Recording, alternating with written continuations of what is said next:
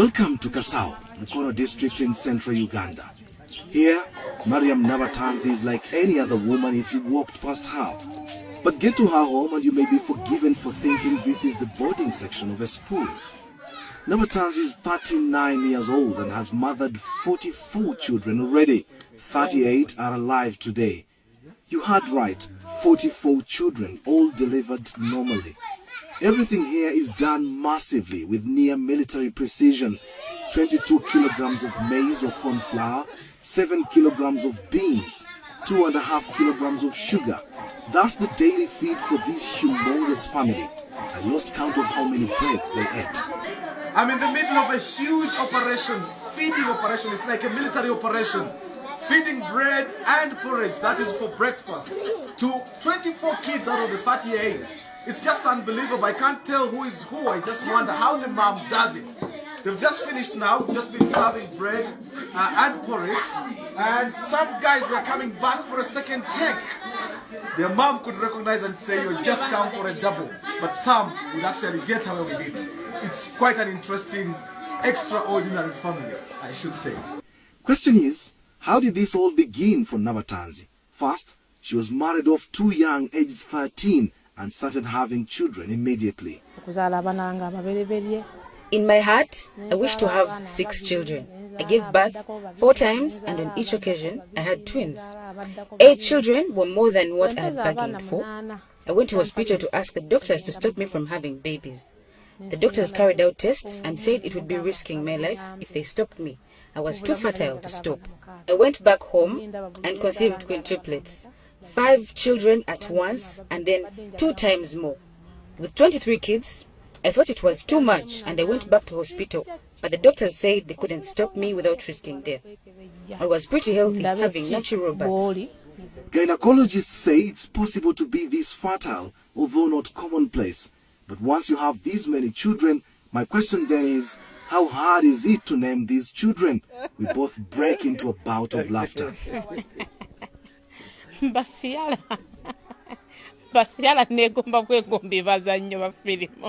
use different names. First, when I started having twins, I bought a book of names. So I'd pick names from there.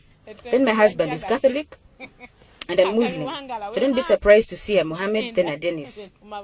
We'd pick from each side. Then we looked for ancestral names. When the numbers got bigger, I began picking names of my favorite movies, especially Nollywood. I've got Ciara's, Precious Ozokwa, Desmond Elliot, Genevieve Naji, and so on.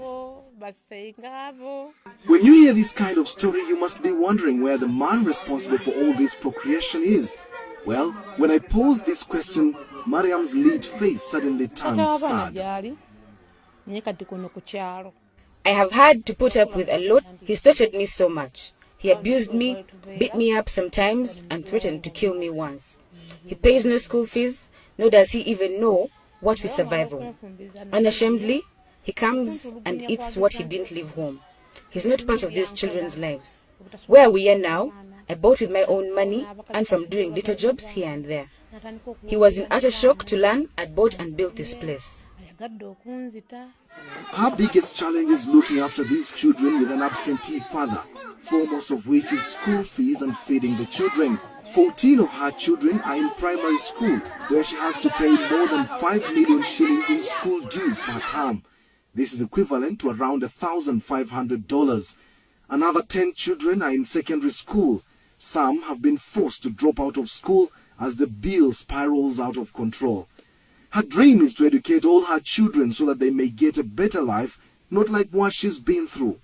To fund all this, she learned many skills including cake making, bricklaying, decorations, tailoring, cooking, and herbal medicine. She hates having to beg. There is no end to Mariam Nabatanzi's story.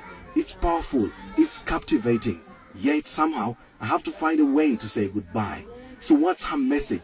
Abazadde abakyalina emitima egitunda abaana baabwe bakikomye.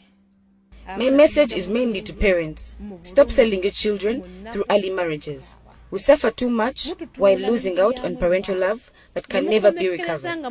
Secondly, to the mothers, do not desert your children as you walk out of marriage. Whatever the case, stick to and with your children. I strongly feel that had my mother not left me, my father would not have married me off young. To the men, please shoulder your responsibilities. Don't leave it to the women. A man puts up a shop for you and they imagine all is sorted. No buying anything anymore at home. You forced us to become like men. Reclaim your status as men. Show us love and let us do our responsibilities. It's hard to hold back my own tears knowing so many examples of what she's referring to. Mariam only sleeps for a maximum of 5 hours a day. The rest of her day is dedicated to the children. It would have been good to know what her neighbors make of her, but time wasn't on my side. But don't be surprised if she's declared the woman with the most number of children in the world from one man. Kasim Kaira, Azam News, Kasao, Uganda.